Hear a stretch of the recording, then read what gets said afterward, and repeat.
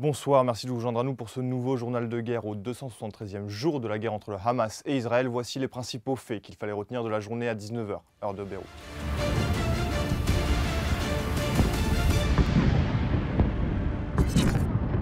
Commençons par les événements au Liban et au nord d'Israël. Les frappes israéliennes ont blessé un ambulancier des scouts du message islamique à Markaba et une autre personne à Yahma al-Shaif. D'autres villes ont été ciblées par l'artillerie et les frappes israéliennes, notamment à Hebarieh, Rachai al-Farar, les hauteurs de Ksarat al-Arouch, Jebaïn et Kfar Hamam. Des bombardements au phosphore ont aussi visé des casernes de l'armée libanaise à Nabatieh al-Foha. De son côté, le Hezbollah a annoncé qu'il avait ciblé plusieurs positions israéliennes, notamment les positions de Sama'a, Ramtha et Remia.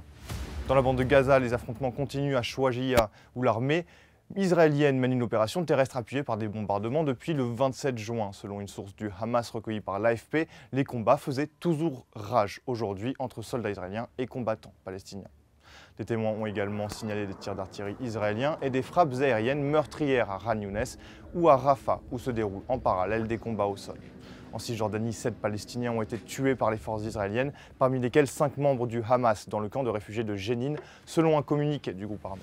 Le bilan humain depuis le début de la guerre à 19 h, heure de Beyrouth, sans nouveau bilan pour cette journée de vendredi. Nous rappelons le dernier bilan qui date de la journée d'hier. Selon les derniers chiffres du ministère de la Santé à Gaza, au moins 38 011 personnes ont été tuées dans les assauts et les bombardements israéliens. De plus, 87 445 personnes ont été blessées à Gaza. Du côté israélien, environ 1200 décès ont été officiellement enregistrés par l'État hébreu depuis le début de novembre 2023. Cependant, l'armée israélienne a annoncé au moins 321 soldats tués depuis le début de l'invasion terrestre à Gaza. À l'international, sur le front diplomatique, le Premier ministre israélien Benjamin Netanyahou a ordonné jeudi au chef du Mossad, David Barnea, de se rendre au Qatar après l'annonce par le Hamas de nouvelles idées pour mettre fin à la guerre sur le territoire palestinien. Il y rencontrera le Premier ministre du Qatar, Mohamed bin Abdulrahman Al Thani. En Europe, le nouvel ordre d'évacuation de Rafah émis par l'armée israélienne a provoqué l'inquiétude. Je cite, « La décision d'évacuation est certaine d'aggraver la surpopulation et de provoquer de graves pénuries dans les hôpitaux restant déjà débordés à un moment où l'accès aux soins médicaux d'urgence est crucial », ont déclaré le haut représentant Joseph Borrell et le commissaire à la gestion des crises, Janez Lenarčič, dans une déclaration conjointe.